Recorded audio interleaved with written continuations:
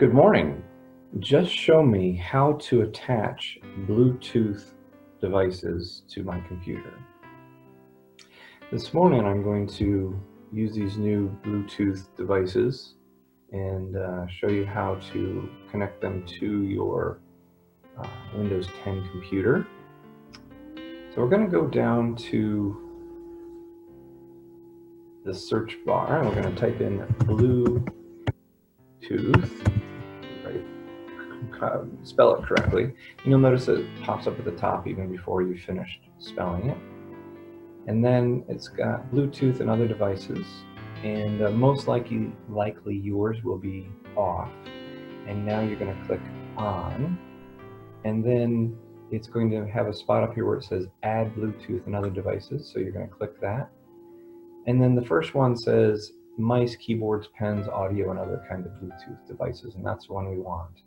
And so what it's doing is it's searching for what kind of Bluetooth devices are available on your system. And you'll notice it's got some of my smart lamps that are showing up, but it also has the brand of these smart devices that I showed you earlier. So I'm going to click that, excuse me, and it says your device is ready to go. And I'm now connected. And in fact, I can put these in my ear, and you should be actually hearing me through those. And so I'll just click done. Now, there's a few things that the first time you're plugging one in would happen that didn't happen this time, and that is when it finds that, it might take a little while for it to find the Bluetooth device. So you might have to even click add Bluetooth device maybe twice or 3 times while it's trying to find the device. Number 2 is once it finds it, it's going to download some software so that it can communicate properly with that device. So that'll take a minute for it to find that and load that. So just know that the very first time you're going to load a device, it might take a little bit longer than what I just showed you. But then you'll see here that I've got it loaded, and it says connected voice and music. And I could choose some other things that I have for Bluetooth. Pair just means that I've already linked it to this system. I've gone through the process of pairing it with this computer. Then of course this one's connected. So there's a quick tutorial on that, but let me just share a couple other details. First of all, when it comes to Bluetooth, you need to understand just a few things. Number 1, Bluetooth is a low-powered connection, and so it's very efficient to use to plug into your phone or your computer because it doesn't use very much power. So that's great with your devices that are portable and are working on battery power. Second thing is the range for Bluetooth is very, very short, sometimes even line of sight, depending on the device that you're using. But the point is, if you're using Bluetooth, it keeps your neighbors from being able to hack into that. Now, if you're